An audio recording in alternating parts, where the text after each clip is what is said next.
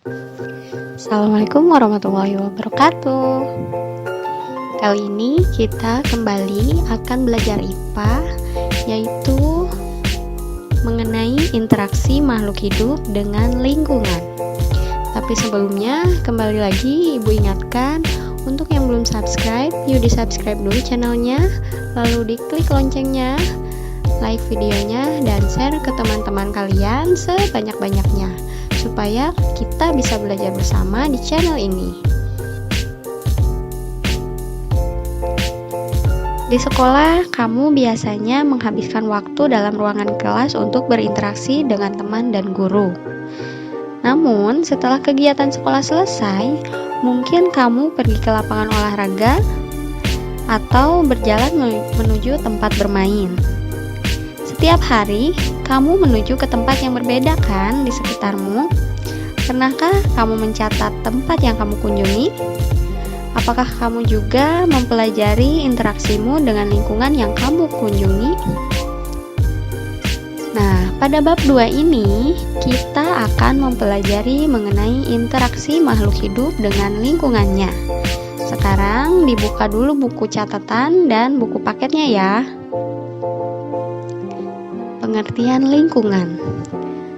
Berdasarkan istilah di atas, dapat diartikan sebagai segala sesuatu di luar individu yang merupakan sistem kompleks sehingga dapat mempengaruhi satu sama lain. Kondisi yang saling mempengaruhi ini membuat lingkungan selalu dinamis dan dapat berubah-ubah sesuai dengan kondisinya. Selain itu, komponen lingkungan itu dapat saling mempengaruhi loh. Ada saatnya kualitas lingkungan berubah menjadi baik dan tidak menutup kemungkinan untuk berubah menjadi buruk. Jadi, ekosistem atau lingkungan merupakan suatu satuan fungsional dasar yang menyangkut proses interaksi organisme hidup dengan lingkungannya. Nah, anak-anak, setiap makhluk hidup memerlukan lingkungan tertentu sebagai tempat hidupnya. Tahukah kalian, tempat hidup dinamakan habitat. Dalam suatu habitat, terdapat berbagai jenis makhluk hidup dan makhluk tak hidup. Nah, kita sebut ya, makhluk hidup yaitu dinamakan biotik dan makhluk tak hidup dinamakan abiotik. Contoh dari biotik yaitu manusia, hewan, dan tumbuhan. Sedangkan contoh abiotik yaitu air, tanah, udara, cahaya matahari, dan batu. Nah, di tempat itulah mereka akan terjadi interaksi antara makhluk hidup dan makhluk tak hidup. Selanjutnya, setiap organisme biasanya tidak dapat hidup sendiri dan akan selalu bergantung pada organisme yang lain. Saling ketergantungan ini akan membentuk suatu pola interaksi dan terjadi interaksi antara komponen biotik dengan komponen abiotik dan terjadi interaksi antar sesama komponen biotik. Nah, interaksi antara makhluk hidup dengan makhluk hidup yang lain dapat terjadi melalui rangkaian peristiwa makan dan dimakan, seperti rantai makanan, jaring-jaring makanan, dan piramida makanan. Selain itu, melalui bentuk hidup bersama yaitu simbiosis. Kita bahas satu-satu ya. Yang pertama, rantai makanan. Rantai makanan adalah proses perpindahan energi makanan dari sumber daya tumbuhan melalui organisme atau melalui jenjang makan, di mana organisme tersebut saling memakan satu sama lain untuk mendapatkan energi dan nutrisi dari organisme yang dimakan. Nah, coba perhatikan gambar di bawah ini. Rumput sebagai produsen dan nantinya akan dimakan oleh tikus sebagai konsumen 1, tikus dimakan oleh ular sebagai konsumen 2, ular dimakan elang sebagai konsumen 3, dan terakhir elang akan mati dan diuraikan oleh bakteri sebagai dekomposer. Jaring-jaring makanan. Jaring-jaring makanan adalah hubungan alami dari rantai-rantai makanan, dan jaring-jaring makanan ini memiliki lebih dari satu rantai makanan. Coba perhatikan gambar di bawah ini. Ada yang tahu ada berapa rantai makanan pada gambar? Caranya untuk menentukan rantai makanan, kalian lihat panah yang tertera pada gambar. Itu menunjukkan organisme tersebut bisa juga dimakan oleh beberapa organisme yang lain. Nah, Ibu contohkan ya, misalnya tumbuhan sebagai produsen. Tumbuhan dapat dimakan oleh kelinci, tikus, burung pemakan biji, dan belalang. Lalu selanjutnya kelinci bisa dimakan juga oleh rubah dan oleh elang. Tikus bisa dimakan juga oleh rubah, oleh elang. Lalu burung pemakan biji bisa dimakan oleh rubah, oleh elang, dan oleh ular. Selanjutnya belalang bisa dimakan oleh laba-laba, dan laba-laba bisa dimakan oleh ular ataupun oleh burung pemakan serangga. Dan burung pemakan serangga bisa juga dimakan oleh rubah dan oleh elang. Jadi kalian perhatikan saja ya panahnya. Di sana kalian dapat mengetahui ada berapa rantai makanan. Selanjutnya piramida makanan. Piramida makanan merupakan panduan nutrisi untuk merencanakan pola makan sehat bergizi seimbang, dengan membagi porsi berbagai kelompok makanan dalam bentuk piramida. Nah, perhatikan ya gambar di bawah ini.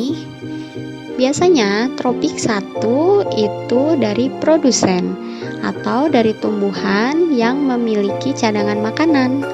Tropik 2 biasanya dari konsumen 1. Contohnya ulat, belalang, dan tikus. Tropik 3 berarti di atas konsumen 1, yaitu konsumen 2. Jadi dapat memakan konsumen 1. Contohnya ayam, katak, dan lain-lain. Dan terakhir, tropik 4 yaitu sebagai konsumen 3. Contohnya ular dan elang. Nah, ingat ya anak-anak, karena ini bentuknya piramida, jadi tropik 1 itu akan lebih besar populasinya dibandingkan tropik 4. Selanjutnya macam-macam simbiosis. Simbiosis merupakan bentuk hidup bersama antara dua individu yang berbeda jenis. Ada 3 macam bentuk simbiosis. Yang pertama, simbiosis mutualisme. Simbiosis mutualisme yaitu hubungan dua jenis individu yang saling memberikan keuntungan satu sama lain. Contohnya adalah jamur dan akar pohon pinus. Jamur akan mendapatkan makanan dari pohon pinus, sedangkan pohon pinus mendapatkan garam mineral dan air lebih banyak jika bersimbiosis dengan jamur. Yang kedua, simbiosis komensalisme.